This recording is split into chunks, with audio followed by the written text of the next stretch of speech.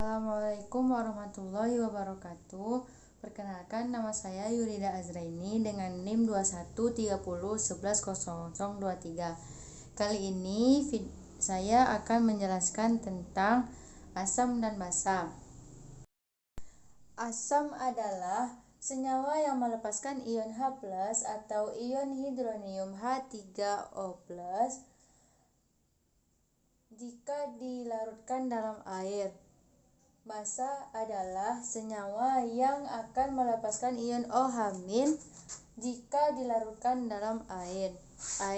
Yang kedua itu ada teori asam basa Bronsted-Lowry, yang mana teori ini asam adalah suatu zat yang dapat memberi proton atau mendonor ion H+, sedangkan basa adalah suatu zat yang dapat menerima proton atau akseptor ion H+. Yang ketiga itu ada teori asam basa Lewis. Teori asam basa Lewis ini ialah asam adalah senyawa yang dapat menerima pasangan elektron, sedangkan basa adalah senyawa yang dapat memberikan pasangan elektron. Contohnya HCl. H di sini hanya plus dan Cl-nya di sini min. Berarti HCl ini ialah larutan asam. Sedangkan NaOH ialah Na-nya di sini plus, sedangkan OH-nya di sini min. Berarti larutan NaOH itu larutan basa. Yang kedua itu ada jenis senyawa asam dan basa serta reaksi penguraiannya. Yang pertama, jenis asam. Ini ada asam biner, yang contohnya itu ada HF, asam fluorida, dan juga ada HCl, asam klorida. Dan ada asam oksi. Asam oksi ini dia senyawanya itu ada HNO3, yang mana HNO3 ini ialah asam nitrat. Lalu ada asam selanjutnya itu ada asam organik, senyawanya ialah HCOOH. HCOOH ini ialah asam fosfat. Sedangkan non-logam itu ada CO2, yaitu karbon dioksida. Ada SO3, yaitu belerang triklorida. Jenis basa ini ada ion hidroksida, yaitu OH-. Sedangkan oksida basa yaitu Na2O, natrium oksida.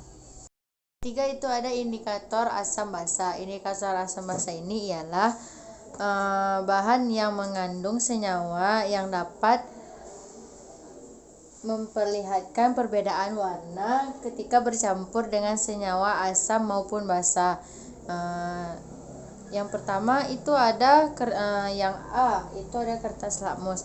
Kertas lakmus ini dia ada dua macam. Yang pertama itu kertas lakmus merah dan kertas lakmus biru. Yang B ini ada indikator universal. Yang C itu ada indikator alami. Indikator alami ini tingkat keasamannya ditentukan dari pH. Yang pertama itu pH asam.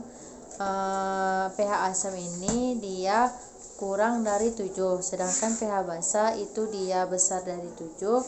Nah, sedangkan netral dia itu sama dengan 7.